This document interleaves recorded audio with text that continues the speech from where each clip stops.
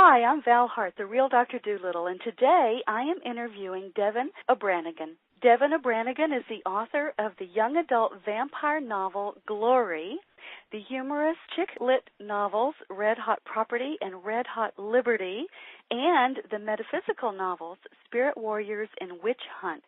Welcome, Devin. I'm so glad you're here with me. I'm so excited to talk to you. Oh, likewise. I originally met you when your colorful canine character, Talisman, contacted me to interview my dog, Einstein. It was a Best Friends fundraiser, I believe you were working on at the time, right? Yes. Yes. And by the way, I was really proud and very excited that you included Einstein and me in your celebrity lineup. I wound up getting your book, and of course I loved it. It's great, great stories.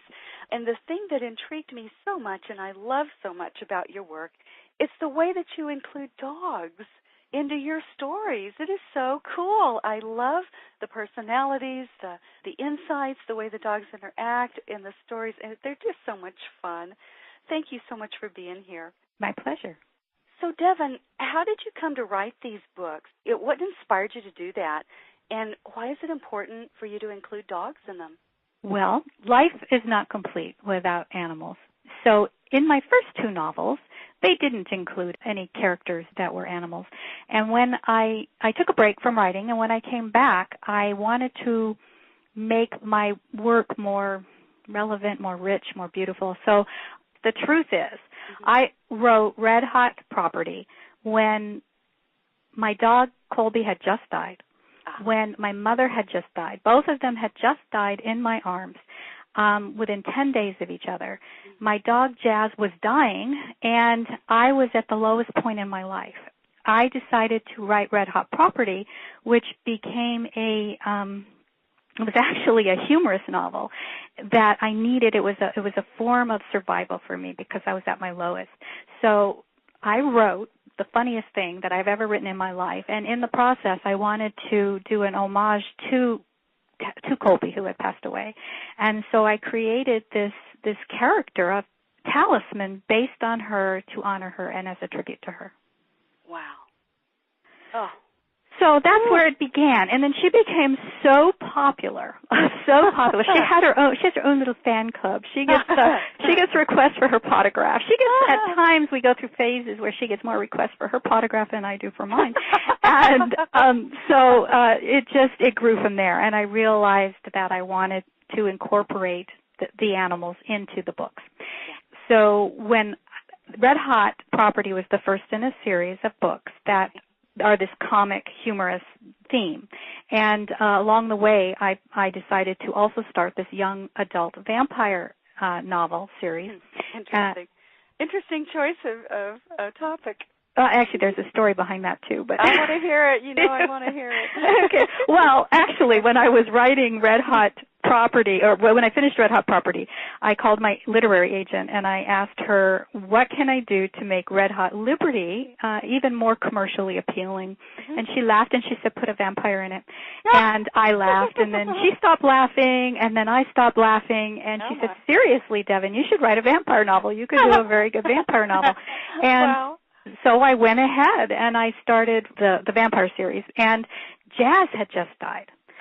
So it was like, okay, so I have a series that honors Colby's memory, and this gives me an opportunity to start a different series that will feature Jazz that I could honor her with.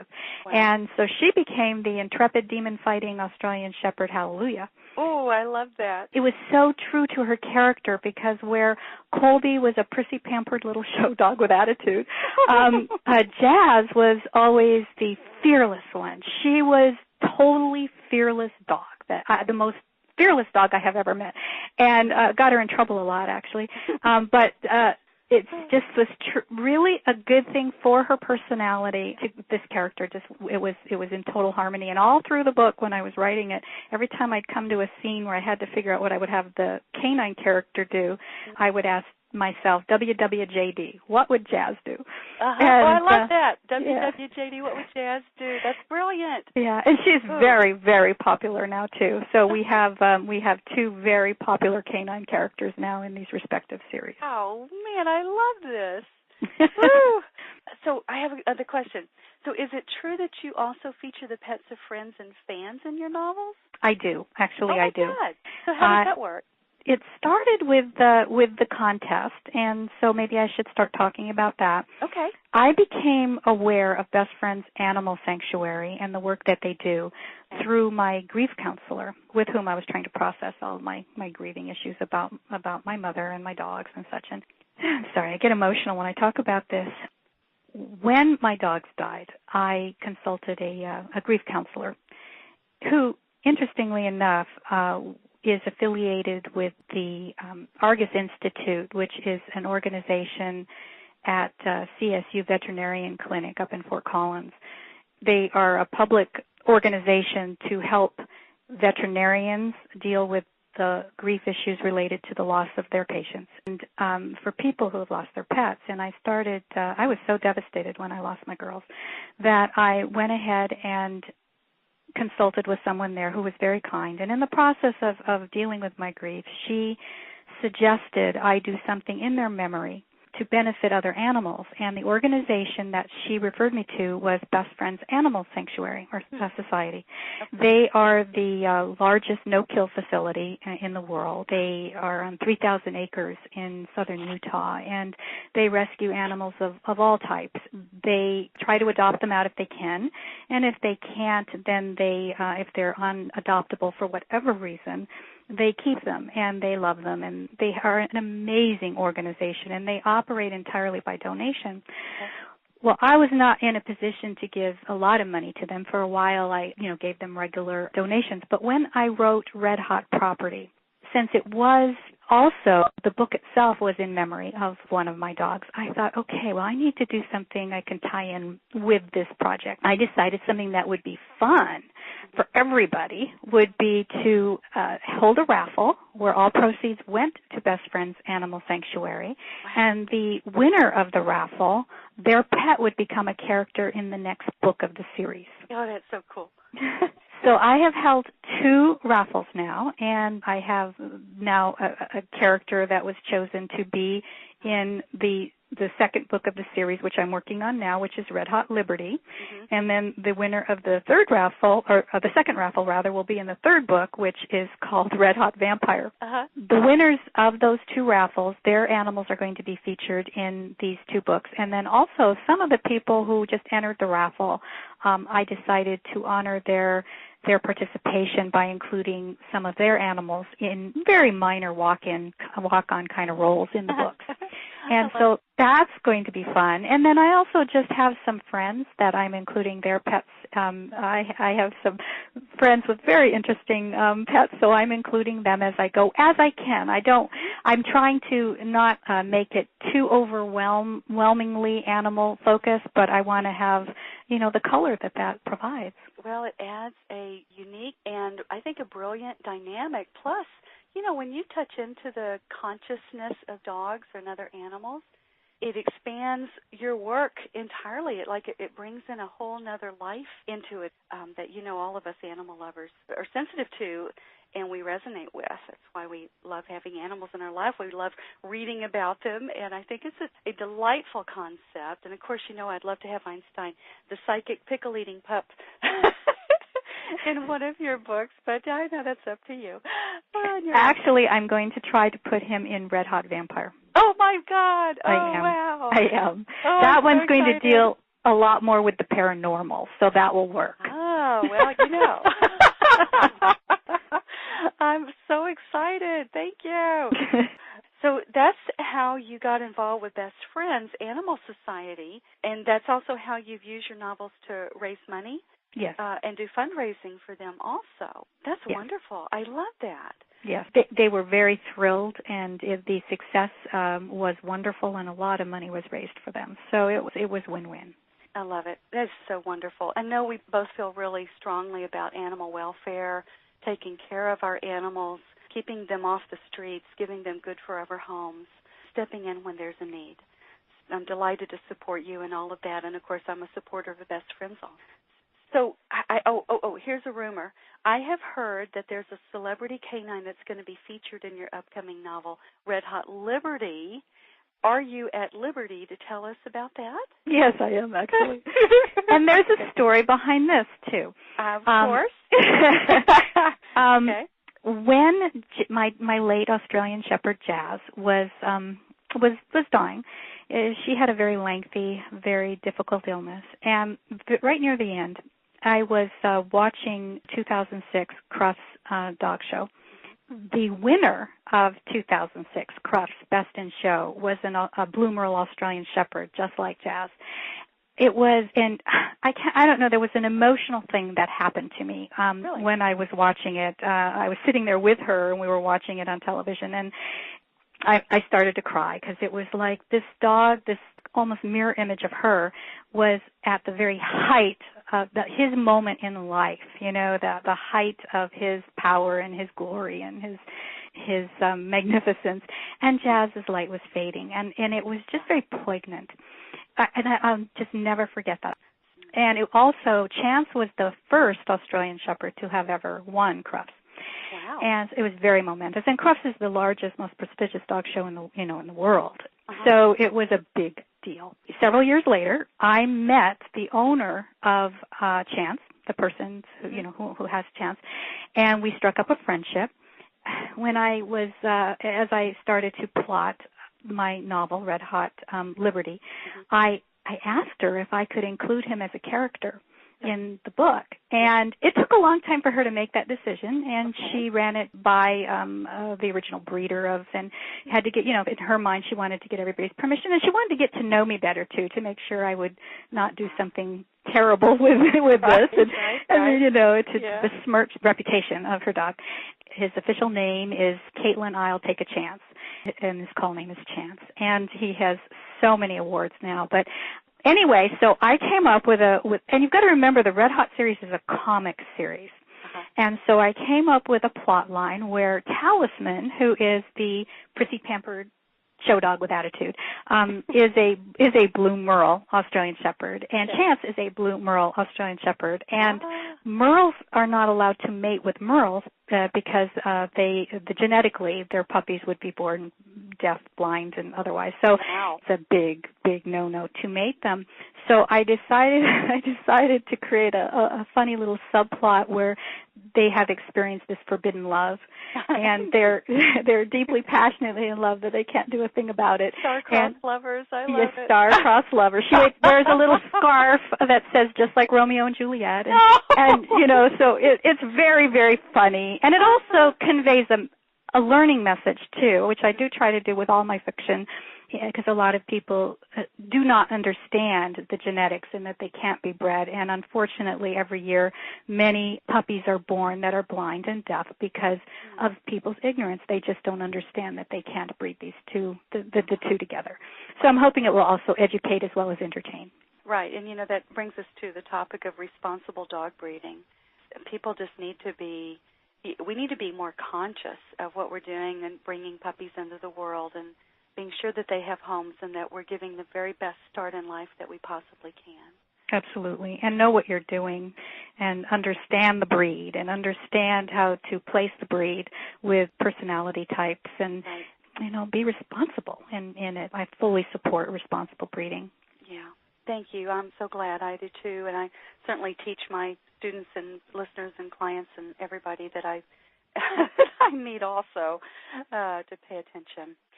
Don't you have an upcoming children's book that's a spin-off to Red Hot Liberty? Yes, actually. Yes, oh my God. I love that. Oh, children. Okay, tell me. Tell me about the kids' book.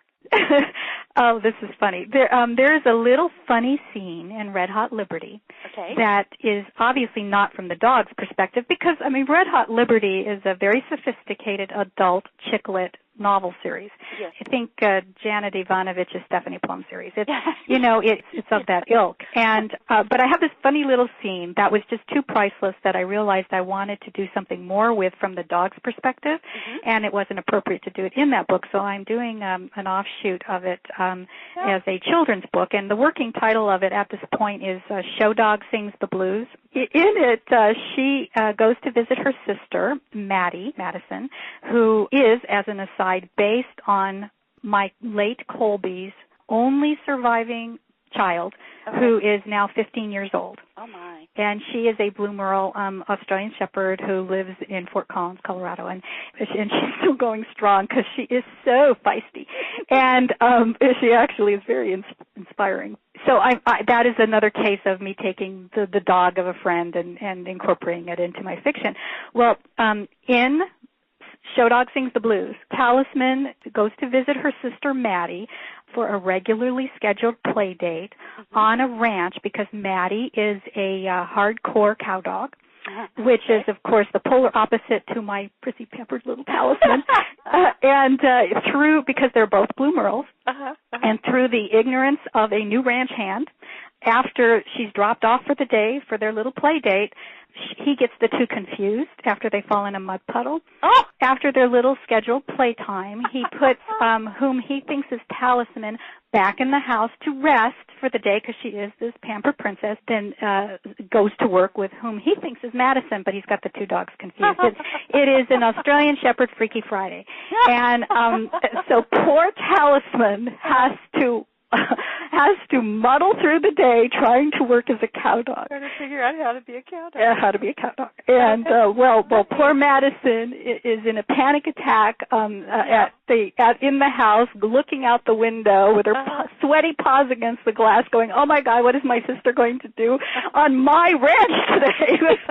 She's ruining everything. Oh, I love that story. It's very funny. It's turning out beautifully. It's very funny. Oh, man. Well, I want to read it. I'm just a big kid at heart anyway, you know? Oh, I love that. Yeah. Oh, God. Thanks for telling us. We'll look forward to that. Do you know when it's going to be finished up? I don't have a release date yet for it. Yet. No. Okay. No, we'll keep looking for it. And so I have another question. Another rumor is that you're going to feature an evil Australian Shepherd in a sequel to your vampire novel, Glory. Is that true? Yes, it is. Oh, my God. How can you do an evil dog? It's really going to be hard. And I'm having a challenge with it because I love animals so much, and I especially love Australian Shepherds. But I was trying to come up with a real foil for Hallelujah, the intrepid demon fighting Ozzy. I thought at first I was thinking, well, I'll make it a wolf, but that gives poor wolves a bad rep, which I don't want to do because wolves are wonderful animals, and they are unfortunately very maligned. So I decided, no, I'm not going to do that. And then I thought, well, I'll find a different kind of dog. And it's funny because I posted on my Facebook page, what kind of dog do you think I should use? And I have so many Australian Shepherd friends on Facebook, and of course there's this huge rivalry that always goes on between the Border Collie people and the Australian Shepherd people. So the Aussie people were going, make it a Border Collie. Yeah, exactly. But then I didn't want to do that, so because that kind of didn't seem fair. So I decided. A Doberman, come on, not a Shepherd. And then someone said, well, make it a Chihuahua. But a Chihuahua. Evil Taco Bell dog. Yeah. but I decided that I should make it the polar opposite of Hallelujah. And so it's going to be another Australian Shepherd just like her, except kind of like her polar opposite. Yeah. So I'm playing with that, and that's kind of fun. I love that. So cool. What a hoot. I kind of love what you do. This is so much fun. So, Devin, can you talk for a minute about the winners of the Best Friend Raffles? Yes. For the first raffle, the winner was a basset hound named Ross, who belonged to a doctor down in Texas. It was a challenge for me because I've never even met a basset hound before, so I've had to do a lot of research. But there is a lot of comic material there. I will say that. They are. They're very funny. They're very funny. That's great. I was trying to figure out how I was going to fit this animal into the story because, that's the whole purpose, is to integrate them into the story. And I had already started Red Hot Liberty. And Red Hot Liberty is a very, very funny story that features a new character in the series named Liberty True, who is a tinfoil hat-wearing, conspiracy theory-believing rebel patriot played for laughs. So I thought, okay, well, how perfect is this? I will have Basset Hound Ross be her dog, have him named after Betsy Ross, and have her dress him up in American flag costumes and say the Pledge of Allegiance to him every day. And, really, and she's a hunter and a survivalist, so that would work well because basset hounds are hunting dogs. So that's how Yes, they are. So that's how I worked that into it. That's hysterical. It is. As an aside, ironically, last year after he won, he passed away.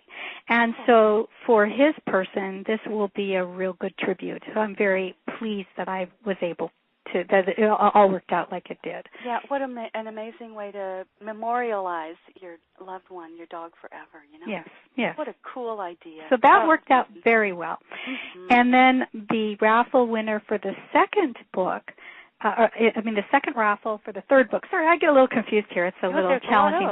There are a lot of them. Yes, okay. Is a celebrity in his own right, and his name is Bocker the Labradoodle, and he lives in New York, and he is an actor. Oh, he's an actor. He's an actor. He was in Stephen Spielberg's War of the Worlds. He was in Julia Roberts' Eat, Love, and Pray, that is due out this summer. He has quite a portfolio, and he's a model. Oh, he's beautiful too, just gorgeous.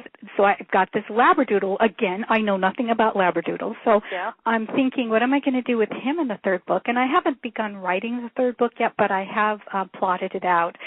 Actually, the plot evolved in this case more from this Labradoodle's presence in as a character, because all I knew about the third book is it was going to be about the supernatural and the paranormal. I was going to, play it for laughs because it is a humorous book. I was going to go ahead and kind of poke fun at vampires and the like, because to kind of tie in with my very so serious vampire series. I decided that I would make the gist of the plot that Stephen Spielberg came to town to make a movie called Red Hot Vampyre. Bocker the Labradoodle was one of the stars of the movie, and he is kidnapped and held for ransom by a group of people who believe they're real-life vampires until Stephen Spielberg agrees to allow real vampires play fictional vampires in his movie. Oh, my gosh. Yes. So whoa. I know.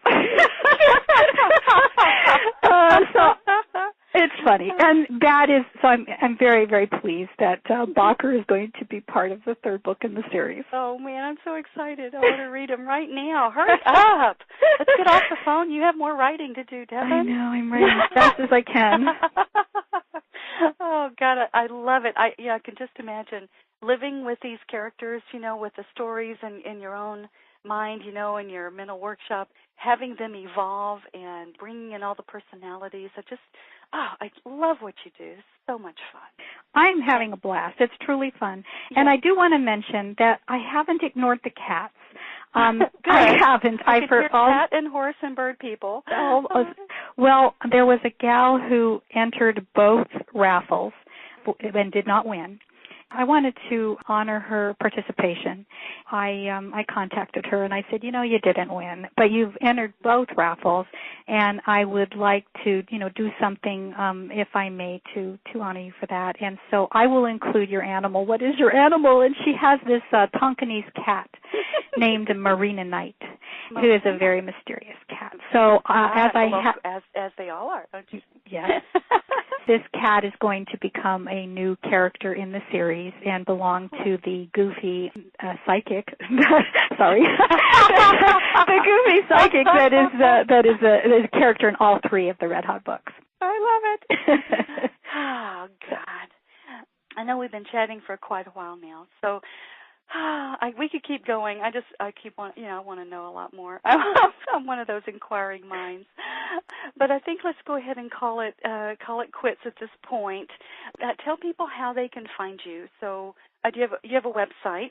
I do. It's www.devinwrites.com, and let me spell that. Yeah. It's DEVIN.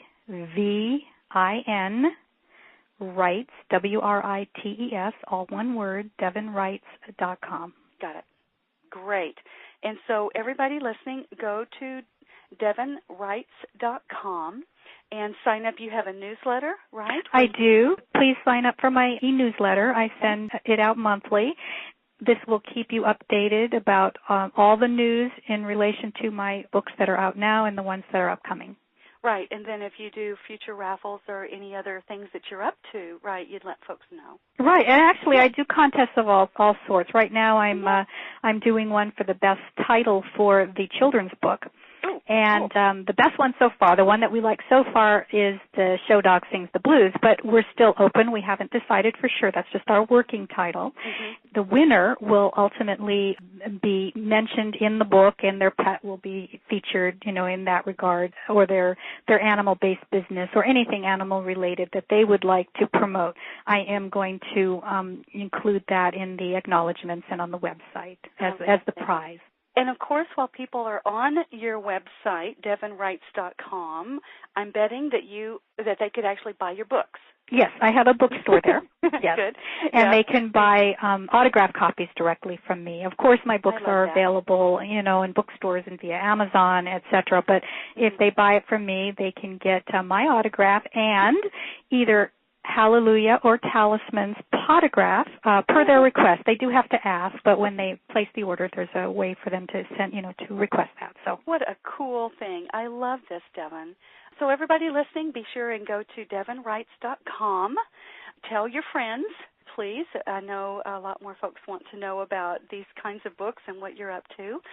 We certainly want to support you and love the work you're doing to support Best Friends Animal Society and the other shelters. I know you also contribute to other rescues like Australian Shepherd Rescue, right, stations and things like that. Right. I do definitely support animal welfare groups like Aussie Rescue, Border Collie Rescue, Basset Hound Rescue, etc. Wonderful. Thank you, Devin.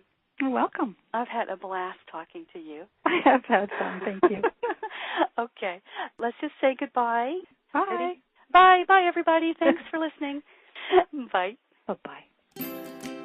Hey, it's Val. I hope you enjoyed that and are now feeling really inspired.